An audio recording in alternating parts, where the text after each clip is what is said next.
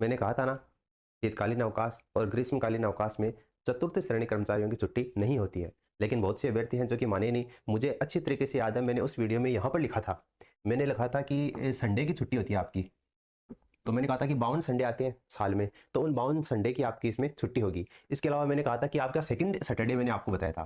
तो second Saturday जैसे बहुत से अभ्यर्थियों ने कहा था कि स्कूल में सेकंड सैटरडे की छुट्टी कहाँ पर होती है। तो सेकंड सैटरडे का मेरा मतलब ये था कि आपकी देखो, एक महीने में एक छुट्टी है, वो प्रिंसिपल पावर की हो जाती है। हेडमास्टर पावर की, प्रिंसिपल पावर की एक छुट्टी एक महीने में कन्फर्म मानकर चलो आप होती ही है। और नहीं होगी तो कलेक्ट्रेट पावर की हो जाएगी, है ना। तो वो छुट्टी आपकी इसमें इंक्लूड होती है।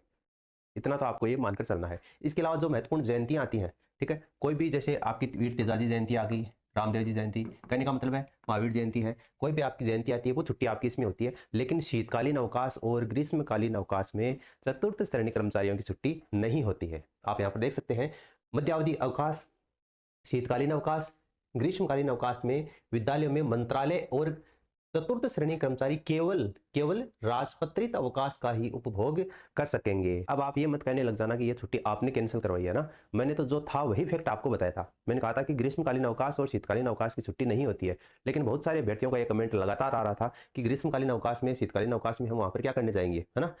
अब भले वहां पर टीचर नहीं आएंगे, बच्चे नहीं आएंगे, लेकिन चतुर्थ श्रेणी कर्मचारी को रख रखाव का कार्य उसमें करना पड़ता है। ठीक है। तो शिक्षा विभाग में आपकी ग्रीष्मकालीन अवकाश और शीतकालीन अवकाश की छुट्टी नहीं होती है। अब जो फैक्ट था वो मैंने आपको बता दिया। अब अगर आप ये चाहते हैं कि शिक्षा विभाग में चतुर्थ श्रेणी कर्मचारी को क्या क्या काम करने पड़ते हैं, अगर आप वो भी जानना चाहते हैं, वो तो आप नीचे कमेंट सेक्शन में कमेंट करके बता देना। आपको उस पर एक अलग से डेडिकेटेड वीडियो बनाकर बता दिया जाएगा कि चतुर्थ श्रेणी कर्मचारी का शिक्षा विभाग में, कौन से विभाग में, शिक्षा विभाग में क्या क्या काम उसको करने पड़ते हैं। बाकी अगर आपका कोई सुझाव है तो आप नीचे कमेंट सेक्शन में लिख सकते हैं।